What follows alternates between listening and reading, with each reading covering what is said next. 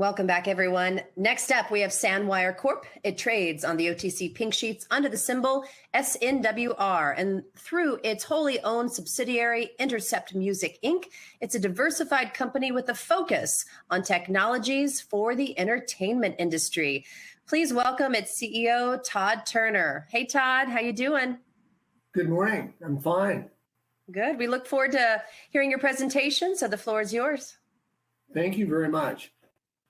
Thank you, everybody, for your time this morning. My name is Todd Turner. I'm the CEO and one of four founders of a company called Intercept Music. As Anna said, we're a wholly owned subsidiary of Sanwire and traded on the OTC markets under SNWR. We're in the music business, and it's an interesting area. Music affects all of us in one way or another. And I'm going to do something a little different today. I'm going to do a presentation and I'll explain a little bit about our background. But then I thought it would be fun if I could share. We've been in business for a while now and just publicly launched. And I thought I would swap my screen over and actually take you to some real artists and real data and give you a real personal flavor for what we do as a business. So with that, I'll get started. As I said, we're in the music business. We provide a whole suite of services around marketing and distribution. Music is a complex business. There are multiple income streams depending upon whether you're a writer, whether you're a performer, whether you license the music.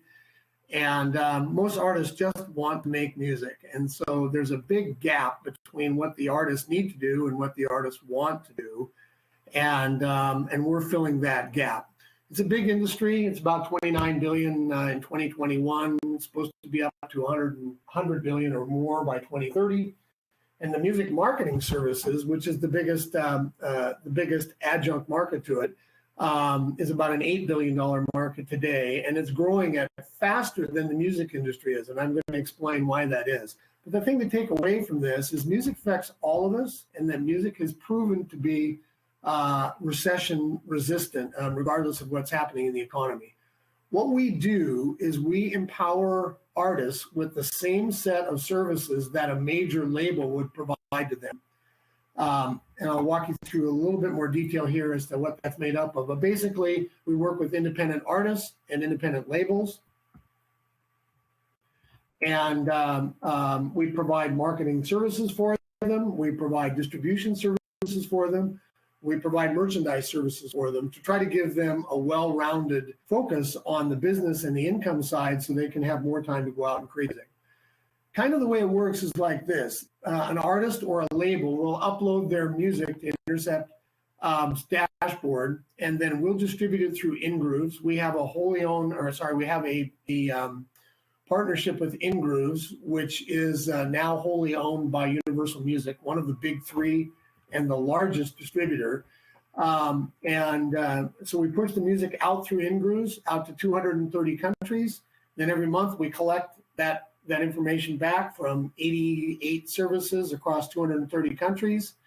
And then we pay the majority of that royalty back to the artist. And in the process, we add all of these various marketing services on to help the artist and the label try to amplify their interest. The platform that we have itself, and then I'll get off the technical side, has a lot of different integrations in it, but it starts with global distribution through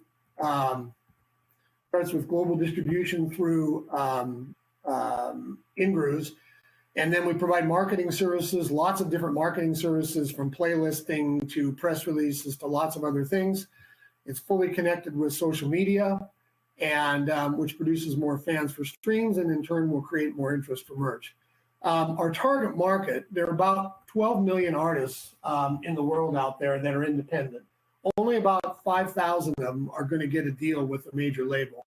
The rest of them are all stuck trying to figure out how to promote their music on their own. And the challenge is that Spotify is getting 60,000 new songs per day. That was 20 pre-COVID, now it's 60,000 a day.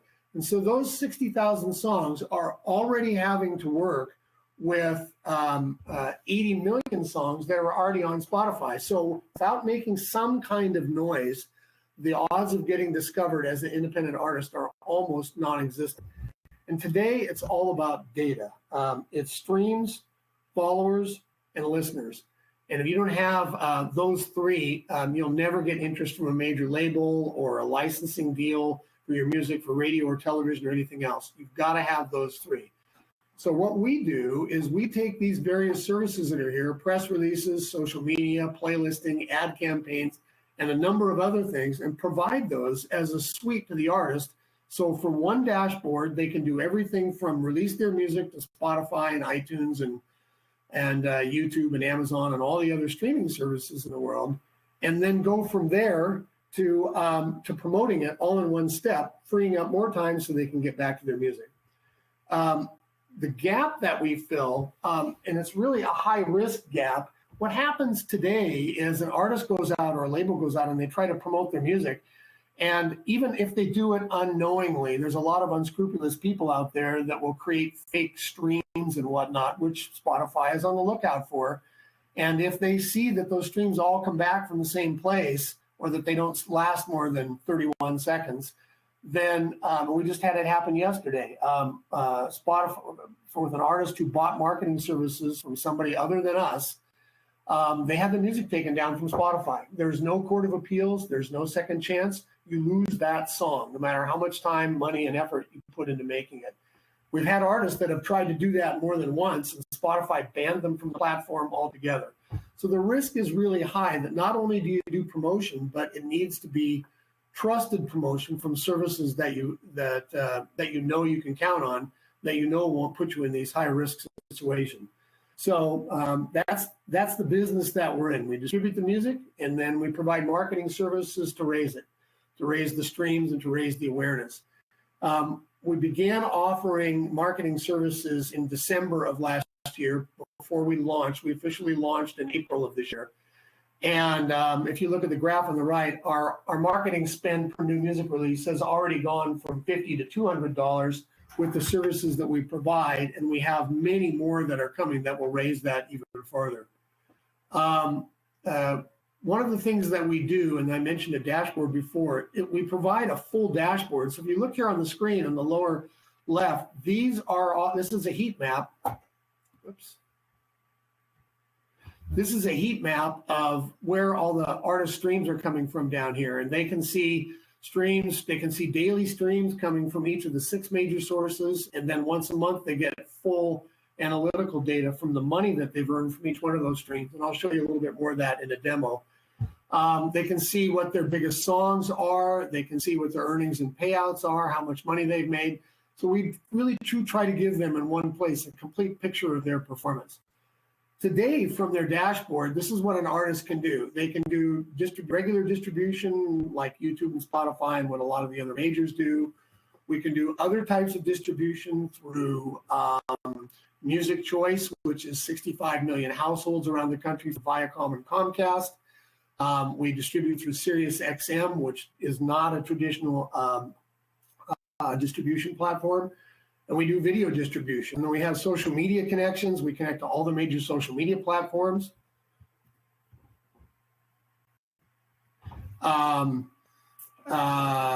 We build, when an artist releases, first signs up with us, we build new merchandise for them out of their brand. And then every time they do a new release, we build new merchandise for that release around some of the cover art and the title and their song tracks and that type of thing. And then using the connections to their social media, we help them promote it. One t-shirt sale to an artist is worth about 5,000 streams. So it all adds up. And oftentimes an artist's revenue, about 40% of the money that they earn comes from merchandise. We pitch playlists. About 90% of streams from a new release come from playlists. So that's a really important component. We provide press releases. We provide music reviews.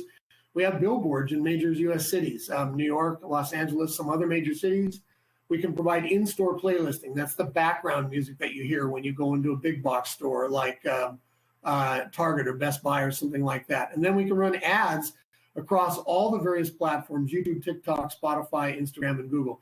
That's all what's available to an artist today. Tomorrow, these are all additional services that we have in process right now. And there's quite an involved process that we have of onboarding a new service and being able to track it and everything so that we can scale. But we have terrestrial radio coming in the US that pays through a different source than regular distribution. We have college radio. We have our own radio station that we're working on. We provide lyric videos. We have, like I say, we have a whole bunch of additional services that are coming that will all further raise the average marketing spend for each new release that we do.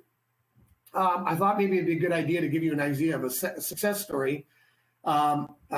Here's an artist that we worked with named Jacopo. He's an urban artist. He launched this single called Top of the Hill. He bought about $1,300 in marketing services from us, the stuff listed here on the left. And the results were that he was on 30 playlists with over 3 million followers in the first 30 days, almost 10,000 Instagram followers. He got 1 million streams in the first 60 days, and he was able to chart and make the Billboard 100, all within the first 60 days of his release. So it's a formula that we know works. It's a little different by genre, and we're still fine-tuning that, but it does work, and we've had some great successes. Talk a little bit about the revenue model for a minute. We have a number of different sources of revenue. We have initial sign-up fees. Then we get a percentage of the streaming royalties. We get a percentage off the merchandise that we sell. Marketing services are by far the largest margin. And then we have booking, publishing, and platform licensing that are in process that we don't have yet. So there's a lot of revenue sources we have in place and more that are coming. But the cycle over here on the right-hand side is they make the music, we create the merch, we apply our marketing services, that creates more streams, which builds more fans, which then drives more merch sales and more ticket sales. And then the next release comes out. And to put it in perspective, a fairly active artist will be releasing new music about every 60 days nowadays. In terms of where we are from a marketing standpoint, we launched publicly launched the software after about 2 years of development on April 12th. We've got awareness campaigns running through celebrity labels. Our initial launch was with a gentleman named Method Man, the founder of Wu-Tang Clan, for the urban genre. Excuse me, we've had some great successes from that. Then we moved kind of up the food chain a little bit from initial artists up to labels. And I'll give you a little bit of an example of that. The reason why we focus on labels is because artists aren't very focused on the business side of things. Labels kind of pick the independent labels, not the major labels, but independent labels, of which there are about 100,000 globally. They pick the best artists, and then they'll put some of their own money behind promoting the artist, and they understand the business aspect. So for a label, they will go to an artist and say, look, you need to make merchandise and you need to post about your merchandise because I've advanced money for your production costs and for some of your marketing, and I want the money back. So the labels really add a business focus to it. Another and probably more important factor is that labels dramatically reduce the churn factor that we have. And when I show you some projections here in a minute, the churn factor that we figured in is about 9%. But that's assuming that all the artists are individual artists and not artists that are coming to us from labels. What we found is that if an independent label is structured 5 or 10 or 20 artists, if they lose an artist, which happens on occasion, they'll go and find another artist to replace them, and it takes us out of the sales cycle. It takes us out of the customer acquisition cycle. The label will automatically replace them and say, and we're using Intercept Music services in the background for you. So for us, they really expedite the sales process. In terms of performances, here's an idea of streams. We were delivering about 2 million streams throughout pre-launch we had grown to that over about 2 years while we were doing the software development. We did the market launch in May. We hit almost 9 million streams. And those numbers run about 60 days back in terms of the confirmation from what we get from in-grooves. but we should hit 9 to 10 million in June and July. And then we have some other things going in a minute that I'll show you that will dramatically explode those numbers. Here's an idea of what our quarterly income projections are. We have about 5, maybe 6 more months before we pass break even. But with some things that we have already from a marketing partnership in place, we may be able to expedite that a little bit shorter.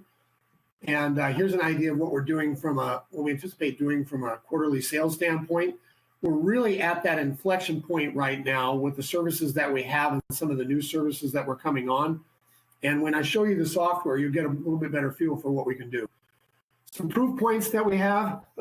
We've added about 300 artists and 28 labels so far. Our artists have 3 Grammy nominations. They've made it to the Billboard 100, and we have many artists that have millions of streams. We have a multi-year partnership with Universal Music, the biggest music distributor in the world. We have a partnership with Method Man, founder of Wu-Tang Clan, one of the original and basically the founder of the urban artist movement. And not only for launch and endorsement, but over here you'll see it says Squad Up Music. He's now creating a label and is going to release his music and his son's music underneath that label. This is probably one of our biggest accomplishments to date. About a month ago, we signed a catalog, a very large catalog of music from in the reggae genre. It's about 7,000 songs from about 400 artists. I would anticipate that will stream somewhere between 30 and 50 million streams a month. Several of the artists that are in there have Spotify monthly listener counts of over 10 million, and one individual, Sean Paul, has more than 25 million monthly listeners. So when they release music, it produces millions of streams.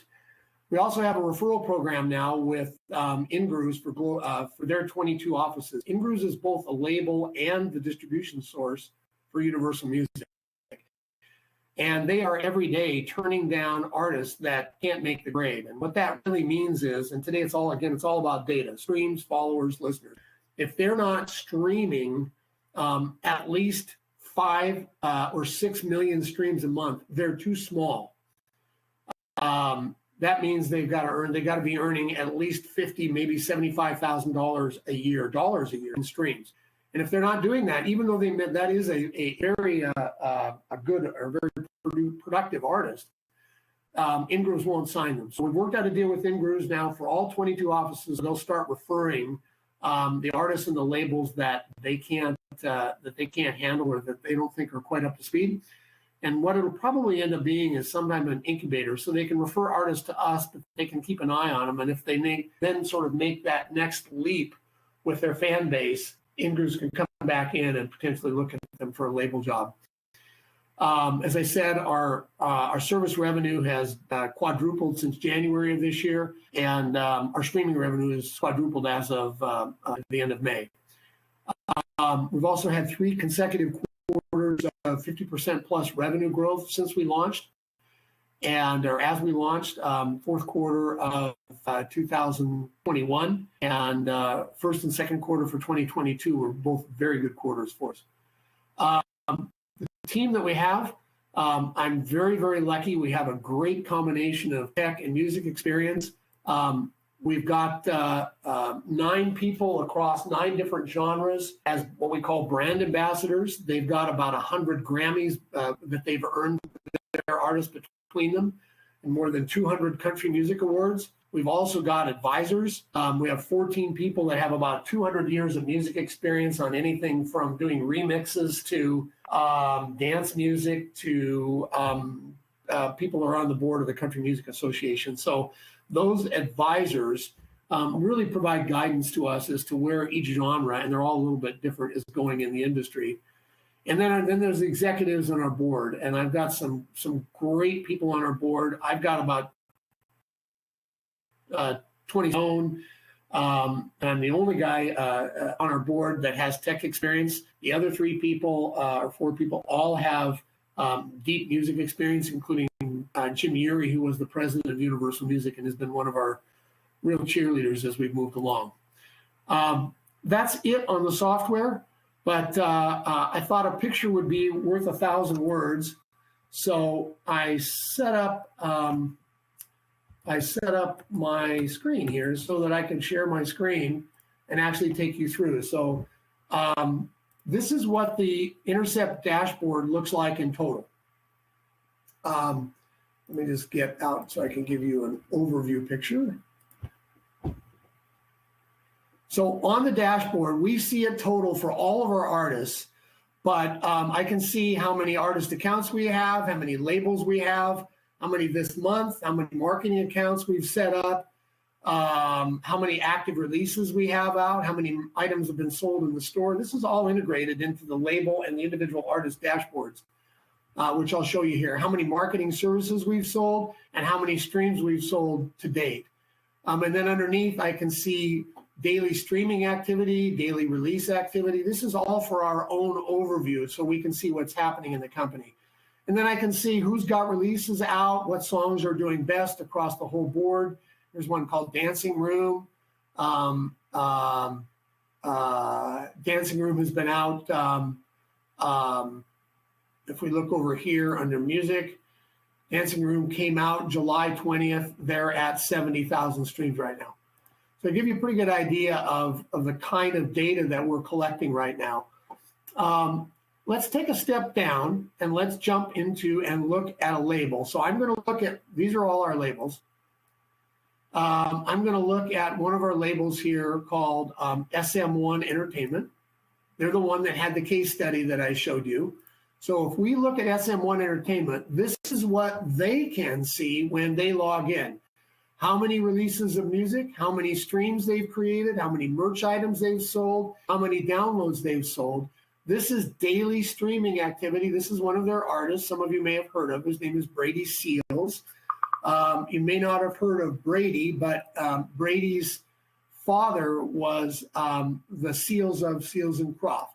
And so Brady's got his own music out. It's doing pretty well. He's got 110,000, 111,000 streams since he launched over the last 7 days on that particular song, 111,900. And as the label, you can see Brady Seals is their #1 artist on this song with 111.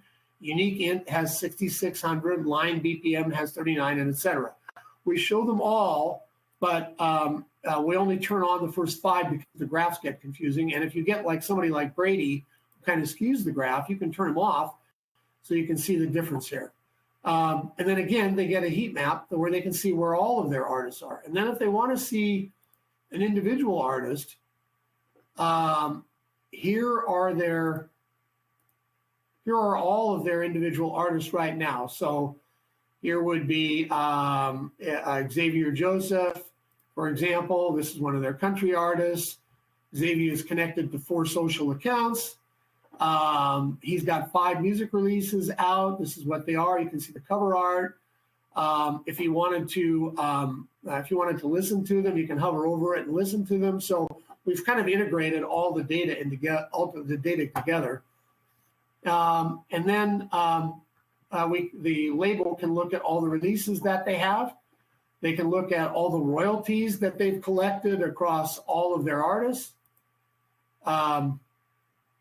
You can see 48,000 streams, $102. You can see what merch they've sold. You can see how much they've actually made in earnings altogether. So for all years, about $4,900. That's since 2021. We've built a whole support system in, which I won't get into too much detail about right now, but the support system is an integration with Zendesk, which many of you may have heard of. But the music business is a business of details. So what we do is every time an artist asks for something, whether it's an upload of music or a change of title, or they want to order a marketing service, we track all of that on tickets. So after about a year of testing, we found that half the artists that came back to us were only coming back that would call. We're only calling to find out whether we did what we said we were going to do, because that's a pretty big problem in the industry. So eliminating or providing tickets to track those things meant the artist or the label had a place to go. They could see those tickets, and we eliminated half of the support calls up front. I want to go and look at an individual artist for just a second, and then I'll stop and I'll take questions. But if we go up to artists for a minute, and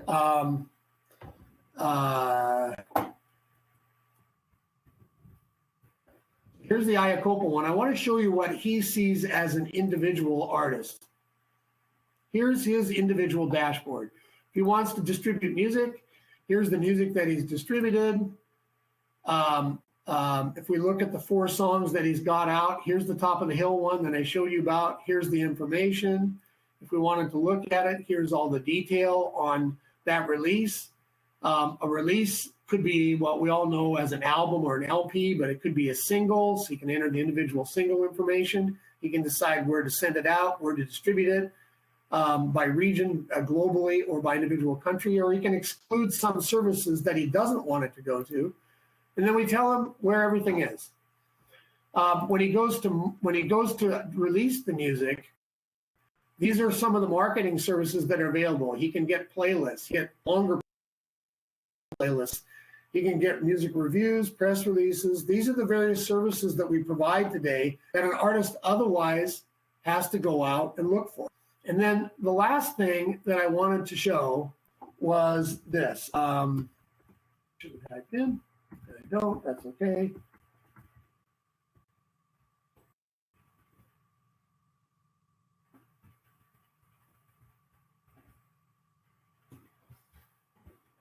So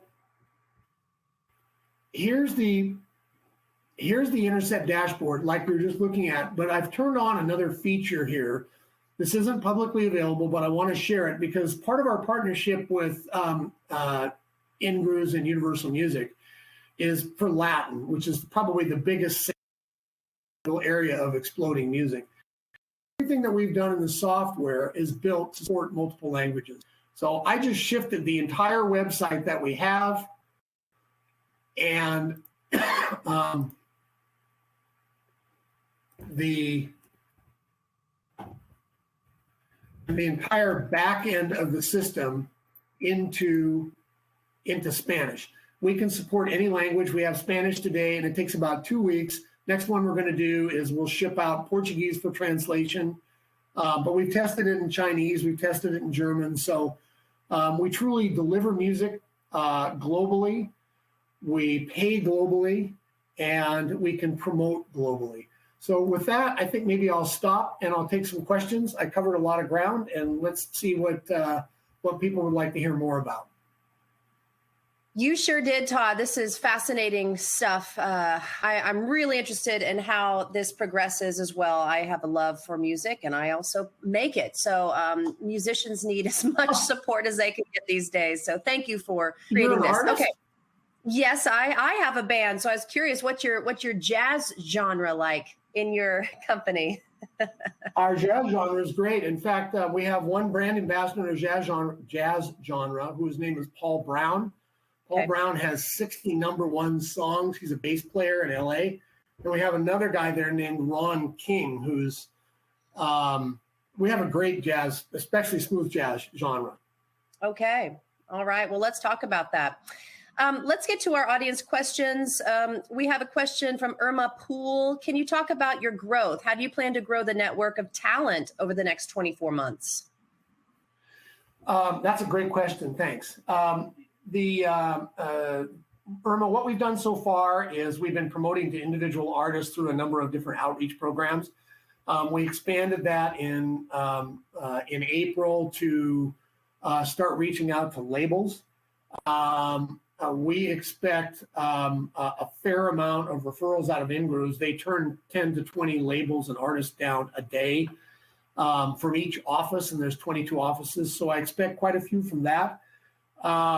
We have an outbound campaign directly going out to artists that starts next week. The longer term growth for us and the most explosive growth for us, though, is with platforms. And the reason I say that is because we're a software platform, and today we connect to Ingrooves, but there are lots and lots of labels out there that are on other distribution platforms, but don't offer marketing services. And the biggest one that I'm aware of is a company called The Orchard, which is owned by Sony, and they have 27,000 labels that they distribute music for. They don't offer any marketing services. So that's our biggest play. There's probably a little bit more technology involved, but I am very confident. I mean, we don't have many people that say no, and we don't have many people that leave. Once they come, they tend to stay. That's a good story there as well. So Brand B wants to know, do you have these artists under contract? Are they exclusive to you? No, absolutely not. The artists come to us we do not ask for a monthly contract. Now, a label that comes to us, the label may have a long-term contract with the artist because they're advancing money. But if it doesn't work for an artist, our job is to get out of the way. If we can't help them grow, we don't want to be a burden in the middle. And so we don't ask for any kind of a long-term contract. It's month to month. But saying that, keep in mind that artists, they distribute their music in lots of different places. And so an artist that comes to us might already have music at CD Baby and TuneCore, and we don't charge extra for them to put more music out through us. So oftentimes, an artist will come to us and say, well, do I have to move all my music? And I say, no, absolutely not. I wouldn't do that. Try one song. If it doesn't work, don't do anything. But if it does work, then you might want to consider moving the rest of it, because nowhere else can you get a dashboard to see where all the music is performing than from Intercept. So I hope that answers your question. I think it does. Ed Walton wants to know, what does it cost to acquire new bands, and what will you make off of each over a 12-month time frame? Gosh, these are great questions. It's a little bit of a loaded question because it depends upon how many followers they have. We look for a minimum of about 5,000 followers in some form of social media, whether it's Instagram, or if it's an older crowd, like might be jazz, then it might be Facebook as opposed to Instagram or TikTok. But we look for a minimum of about 5,000, because below that, it won't make sense for you to have a store and you miss out on that benefit. And the other thing is, most artists, if they're serious about their music, they'll get to 5,000 fans fairly quickly on their own. But that being said, an artist, let's take an individual artist, for example. An individual artist would come to us if they had 5,000 and they released music. And again, the amount of streams that they get is going to be somewhat dependent on how many monthly Spotify listeners they have right now. But on average, an artist would come to us, and over the course of 12 months, we would probably make about $2,000 from the various services, from streaming, from merchandise sales, etc.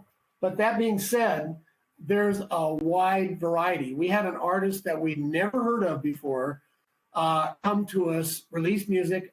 They just found us. We didn't sell them or anything. They didn't ask for questions. They didn't ask for help. They just released music. And their first month, they had 5 million streams. So on that artist, and with the merchandise that they have, we might make $35,000 or $40,000. So it's a wide range, but the minimum is probably, I would say, between $1,500 and $2,000 a year.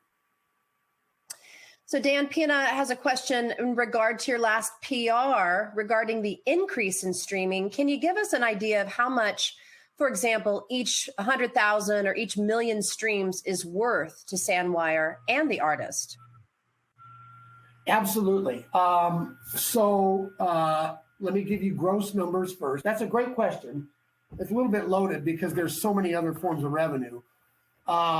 An artist will make out of distribution. So let me back up for a minute. Out of distribution, an artist will make anywhere between gross, anywhere between 3 and 4 cents. 3 and 4 tenths of a penny. So about 0.035 to 0.004. It varies a lot based on where the listeners are coming from. Every country pays a different rate, and every service pays a different rate within the country, and every service pays a different rate depending upon whether it's listened to by a subscriber of, let's say, Spotify, or it's an ad-supported listener from Spotify. But on average, it's about 0.035. So the artist will make gross at the end of the day about $3,000 or $3,500 per million streams. So, an 8 million stream month, I think, was about 27,000, if I remember right, 27,000 in gross revenue to Intercept.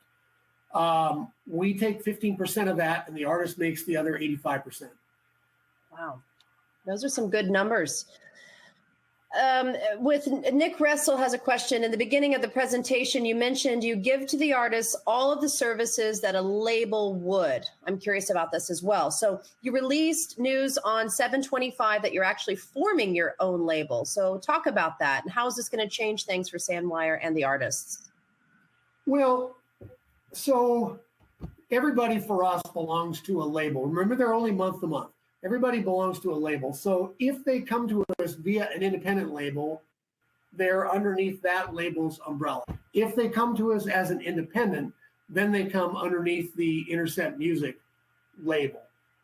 We have a team of people that monitor new releases that artists are coming out with, both our own and independent artists. And then the minute that they start entering in new information for a new release or a new song, we'll reach out to them and say, what's your go-to-market plan for this song?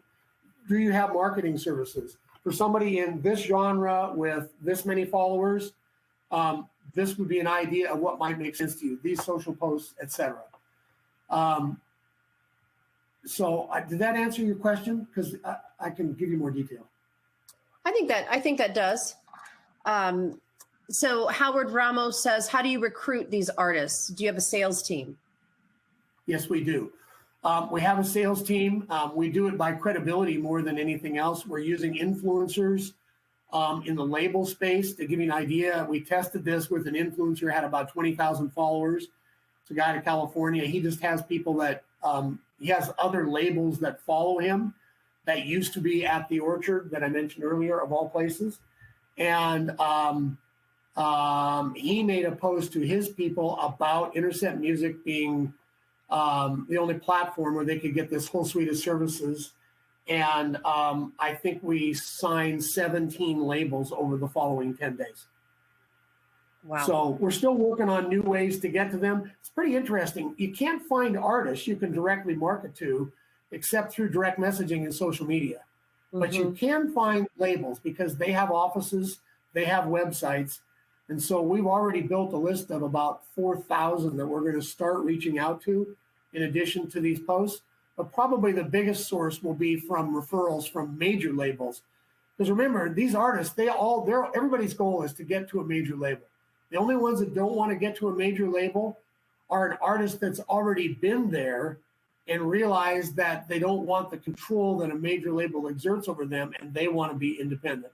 But otherwise, every artist's goal is to get to a major label and get all the things that a major label can do to help them promote and market their music. And that's the gap that we're filling for all the people that don't quite make it that far. Fascinating. My wheels are spinning. All right. Our Art Howell asks, how long does the average artist stay with you? What's your retention rate? That's a great question. We've only had artists on the platform. The longest one's probably been here 3 years. It's over 95%. Usually what happens, I'm going to tell you a little bit more about the pricing. We charge a minimum to the artist of $50 a month, but as soon as the combination of streaming and merchandise sales exceeds $250, which isn't very much, that's just gross, that's not net, then we waive the $50 fee. So I would say that 80% of the attrition that we have happens in the first 90 days by artists that think they're bigger than they are and then realize they just released the music and they got 12 streams. So we try to filter those out up front by saying, look, if you don't have at least 5,000 social media fans, it's just probably not a very good fit for you right now. Right. Mike Welsh wants to know, are you the default or go-to for any major labels for merch and marketing? And if so, which labels? That's a great question, Mike. We are not the default for major labels because they have staffs of people that provide these services on their own. But remember, all the major labels together, to give you an idea, Universal Music has 160 major labels underneath them.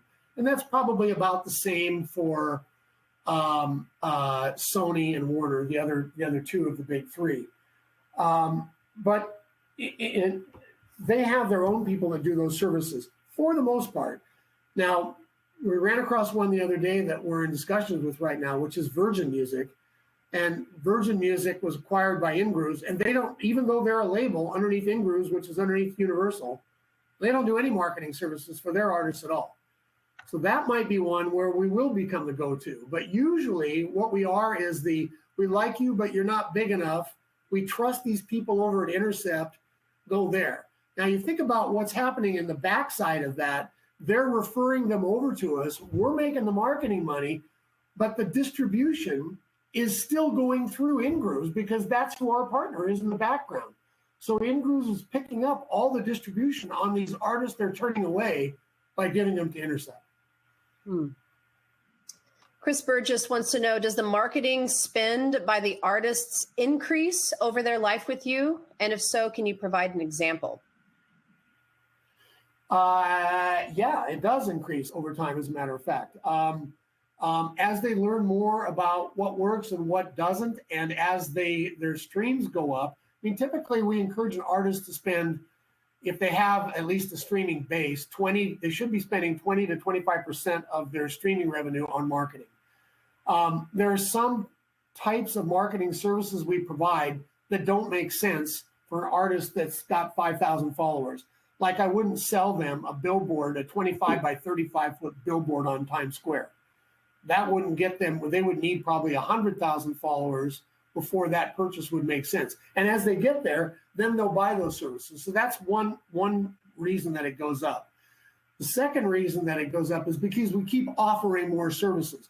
We don't offer lyric videos today, but they're a critical part of what an artist needs to be able to create interest in their music, because they can't just in social media say, hey, check out my song. They can't say that 5 times a day for the next 3 months. Mm-hmm. So they've got to come up with other things, and lyric videos is a really simple way to sort of extend that life of an individual song. That's a new thing that we're offering. I think we've got like 7 pre-orders already. It's not even on the menu. So it'll go up again because of additional services. So there's 2 or 3 factors. The last factor is the fact that the competition out there, there's 80 million songs at Spotify, and they're getting 3.5 million new ones a month. Wow. So artists are realizing that if they don't do marketing, no one's going to find them. Right. And it seems like anyone can get on Spotify these days. You know, we have artists that come to us that want to release music that we say no to. I swear they spent 2 hours in their bedroom using Pro Tools and a laptop, and they made the song. Mm-hmm. Wow. Well, this is fascinating stuff you have here, Todd.